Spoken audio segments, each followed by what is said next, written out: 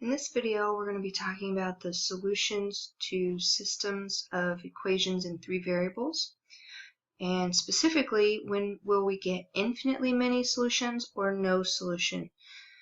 So remember, the answer to a system of equations is the point or points that all three equations will have in common.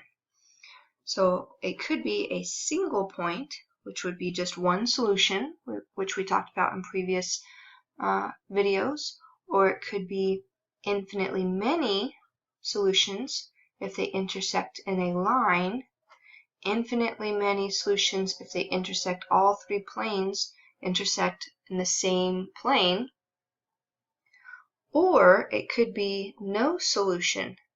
So the three planes could be parallel.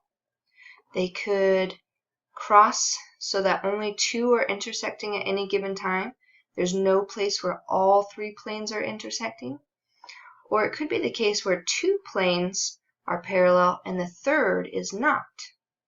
Or sorry, two planes are the same plane, they intersect in the same spot, and the third is parallel.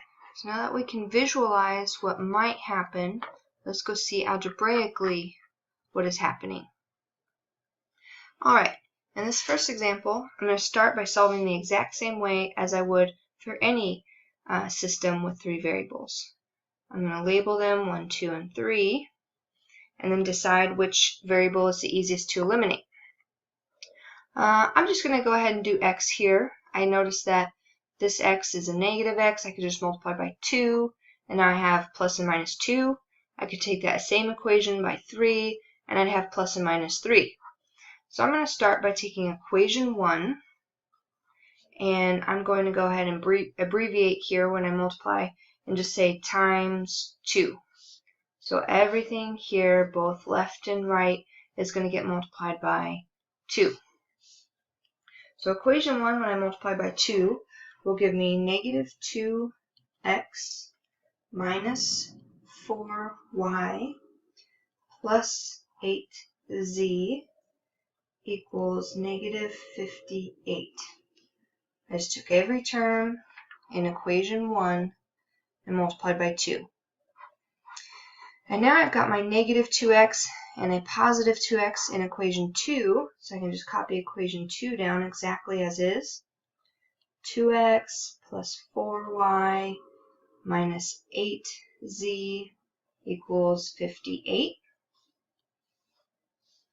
I have plus and minus 2x, that's 0. Plus and minus 4y, that's 0. Plus and minus 8z, that's 0. And plus and minus 58, that's 0. So I end up with 0 on the left and 0 on the right. That implies that these two equations, the top two equations, are the exact same plane. They lie in the same plane, one right on top of the other. Alright? But that doesn't mean I have a solution yet. Remember, we had that picture where I had a plane and then another plane on top of that plane, and the third was parallel. So I don't know if this is infinitely many solutions or no solution yet. I still have to keep testing my other equations here. So I'm going to continue trying to eliminate x, only now I'm going to use equations 1 and 3. So if I take equation 1, and this time I need to eliminate with a 3x, I'm going to multiply equation 1 by positive 3 times a positive 3. When I do that, I end up with negative 3x times 3 would be negative 6y times 3 is positive 12z equals a negative 87. So again, just taking all of equation 1 and this time multiplying it by 3, left and right side of the equation. I'm going to add that to equation 3, which already has that positive 3x. So 3x minus 4y. Uh-oh, computer screen froze for a second. Plus z equals 2. So I have plus and minus 3x, that's 0. Negative 6y, negative 4y is negative 10y. Positive 12z, positive z would be positive 13z equals negative 87 plus 2 is negative 85. This is my equation 4. So now I've used equations 1 and 2, 1 and 3. The only thing left here would be 2 and 3. So I'm going to take equation 2 and 3. Since I eliminated x once, I have to eliminate x again to be able to use these two new equations together. So 2 and 3, looking at the x values here, the coefficients, the least common multiple would be 6. So I need them to add up to a positive 6 and a negative 6x.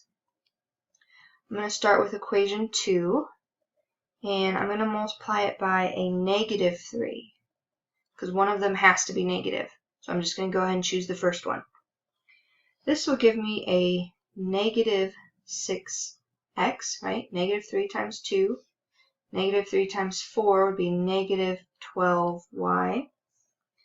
And negative 3 times a negative 8 is positive 24z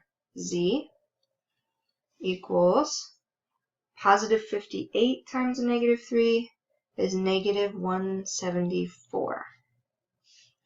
Now equation 3, again, I have a negative 6x, I need a positive 6x, so I have to multiply by 2. Left and right hand side of the equation. 2 times 3 is 6x. 2 times negative 4, negative 8y. 2 times 1z, positive 2z. And 2 times 2 is positive 4. I have plus and minus 6x is 0. Negative 12y, negative 8y is negative 20y. Positive 24z, positive 2z is positive 26z. And a negative 174 plus 4 is negative 170. Be so careful with your signs, especially if you're multiplying by negative. Make sure the signs are the correct signs. So this was a positive, goes to a negative, negative, positive, negative. So negative, negative, positive, negative. It's so very easy to lose your signs when you have a lot going on here. Alright, now I have equation 4 and 5. Equation 5 is looking quite large. If I can simplify it, I might want to, just to make my life easier. So looking at this, I see that these are all even numbers. I could divide out a 2. You don't have to. I just prefer working with smaller numbers if I can. Now I have a negative 20 divided by 2 is negative 10y. 26 divided by 2 is 13z. And negative 170 divided by 2 is negative 85. Looking at these two, they look very similar. But I need to try to eliminate, see what happens. I see a 10y and a 10y. If I just multiply by a negative 1, I'll have a negative 10 and a positive 10. So both sides by negative 1. So now I have my new equation 4. Just move this over here. Negative times negative 10 is positive 10y. Positive 13 times negative 1 is negative 13z. Negative 85 times negative 1 is a positive 85. When I add those up, I have 0, 0, 0. So 0 equals 0. This means that the third plane is also in line with the first two. So all three planes are right on top of each other, and there are infinitely many solutions. Sorry, I lost my pen. So infinitely many solutions.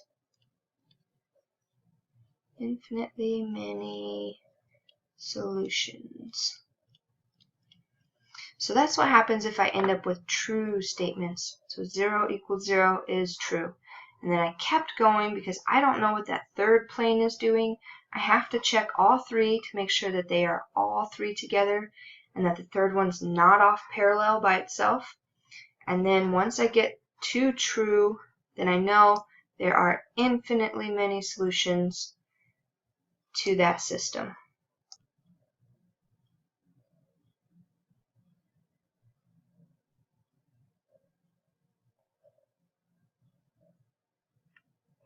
Alright, let's look at this last example here.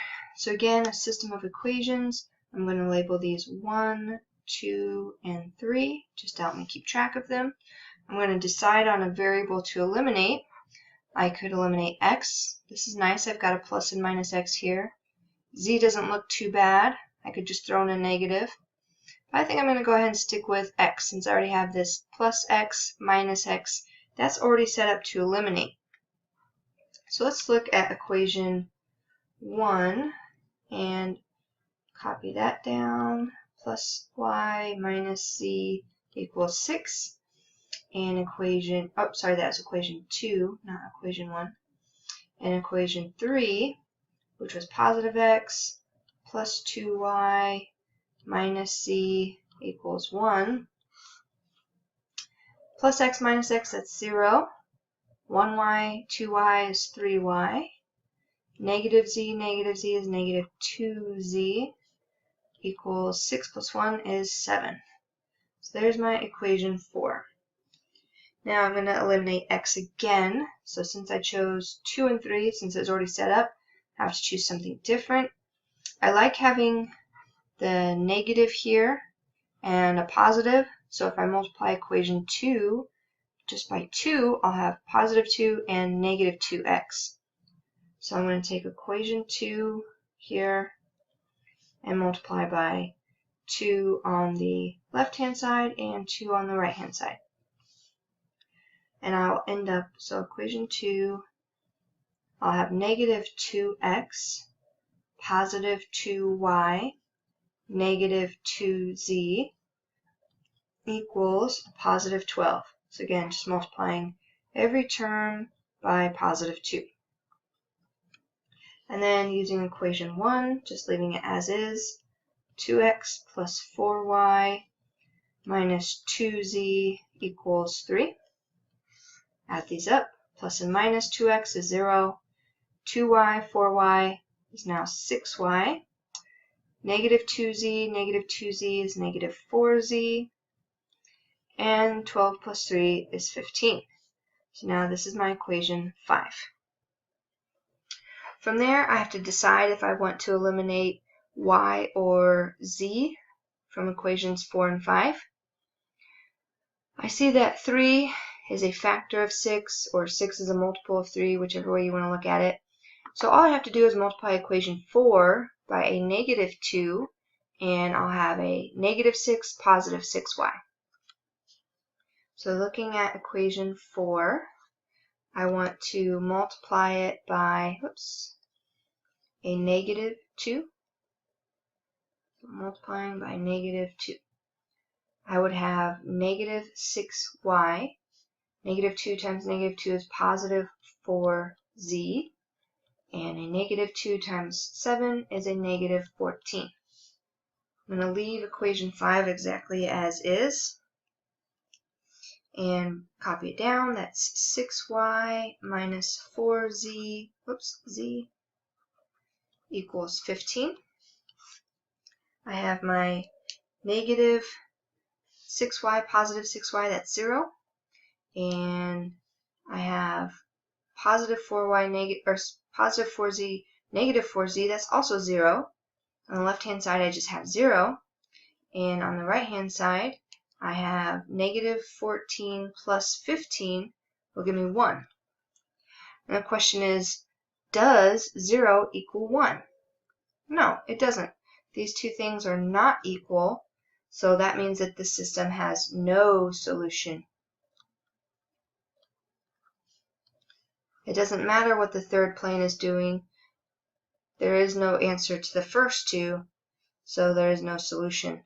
So if I end up with a false statement, something that is not true, it will be no solution. If I end up with things that are, an identity, like 0 equals 0, they're the same plane and infinitely many solutions. Something false means that there's no solution.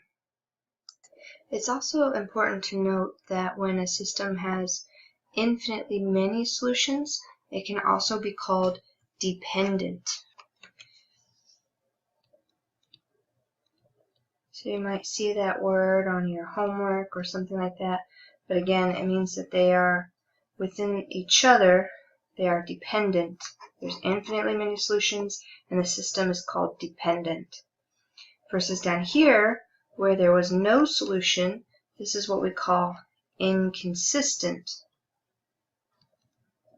Inconsistent, meaning that there was no solution, the system itself was inconsistent.